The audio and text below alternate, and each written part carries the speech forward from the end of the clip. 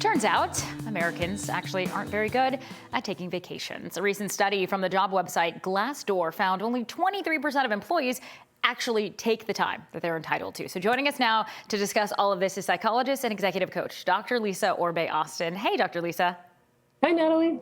All right, so let's talk about the current time off dynamic that a lot of us have. There's a dilemma that a lot of American workers are facing and not end up taking the time that they're allotted. Yes. Yeah, I mean, I think it's really common for Americans not to take the time off. They often fear sort of what would happen while they're away. Oftentimes, there are not a lot of supports within the workplace to make sure that they take time off without any repercussions. So there can be a lot of hesitancy to take the time off that you are given.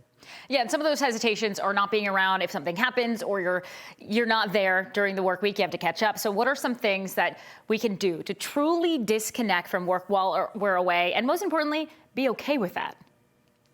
Yeah, I mean, one of the most important things is to make sure as you're leaving that you're structuring a situation so that people don't need to contact you, so that they know who to contact when you're not around, that you're being really clear about when you'll be out and how you'll be responsive or not responsive at the time. That can be really helpful. I think for yourself, while you're on vacation, I think it's really important to have a process around kind of reacclimating to being on vacation and really recognizing that's going to take a couple of days sometimes, and really using practices like mindfulness on your vacation to kind of get yourself connected to and present with your vacation.